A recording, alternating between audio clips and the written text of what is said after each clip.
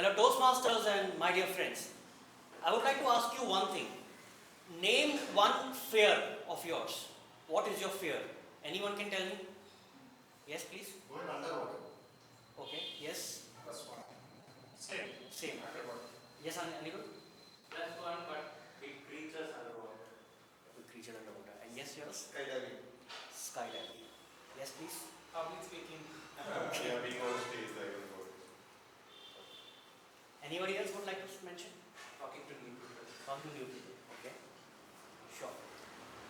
So, according to a research, most common type of fears are fear of cockroach, fear of ghosts, fear of water, and last but not the least, fear of spouse. Now friends, I would like to mention about my fear. I had a fear of traveling by a flight. The reason being, when the flight becomes a bit shaky due to turbulence, that is something which I used to be really scared of. Now I remember when my sister was small, I have traveled. I used to take her a lot to Delhi, Bombay because we had relatives there. And during flight, when there was turbulence, she also used to get scared. Now she is the one thinking that her big brother is there to protect her. There should be no fear. But who knows? Who knows her big brother also was scared. And the moment it used to happen, how I used to control my fear, that only I knew. How was that?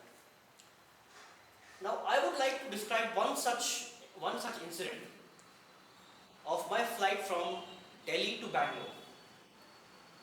Now I had this passenger with me, just sitting next to me, and my God, it seemed that he's first time ever traveling via flight, and he was so boring and irritating. The whole journey he started irritating me.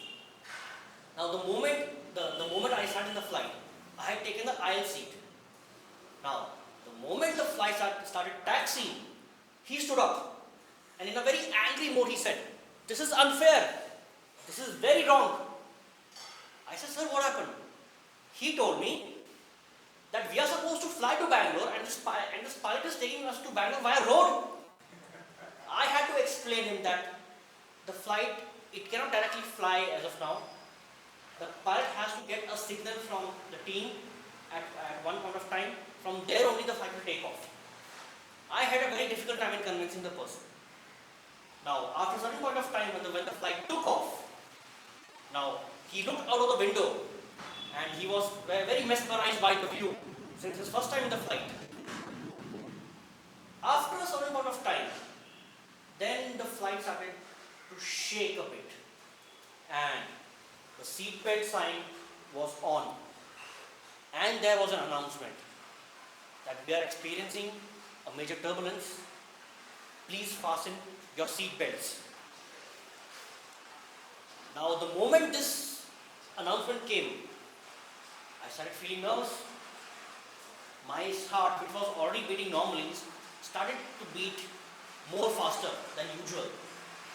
It is said that the more blood you get, it is better.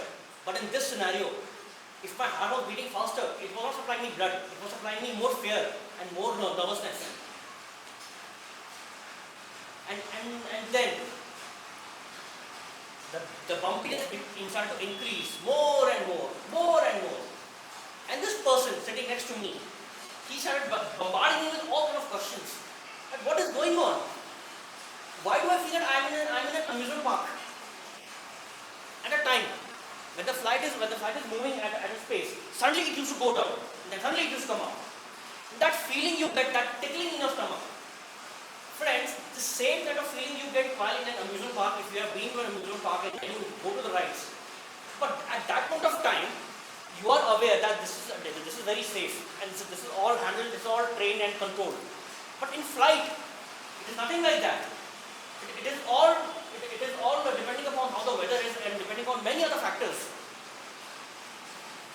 Now when the bumpiness started to increase more and more, my heart was already beating at its fastest level. It almost came to my mouth. If my mouth would have been bigger, it would have come out also. Then Then suddenly this person tells me, he looks out of the window and says, I see somebody on the wing of the flight. I said, who? I see somebody on the bike wearing the cap. Isn't that the Lord of Death, Yamaraj?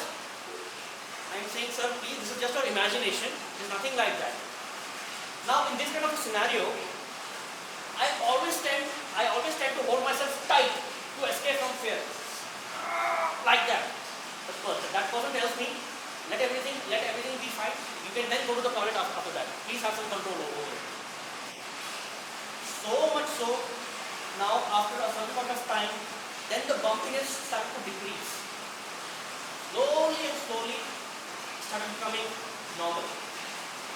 And then it was a smooth flight. After which, Hans, when the flight landed, then there was an announcement. Thank you for traveling with us. We hope you had a pleasant flight. Friends, I would just like to say that just like this flight, in life also, we tend to go through bad times, tough times, where there would be bumpiness. But if we give time, everything will just become normal. We just need to have some patience and just control. And there should be no fear. Now, when next time I travel by flight, now I'm actually not scared. The first time, when I saw that bumpiness, I also saw some lightning also happening outside. I later on realized that was not lightning. It was just the light of the plane which was blinking. I then realized that I was just fearing without any reason. And last but not the least, I would like to say that the best way to get rid of your fear is to actually face it. Like just how in the flight example, when you're ordering the flight, there is no way you can prevent it. You have to reach the destination. That's how you face your fear.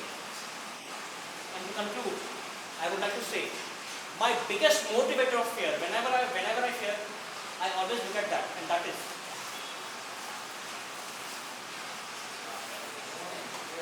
over to you, movie.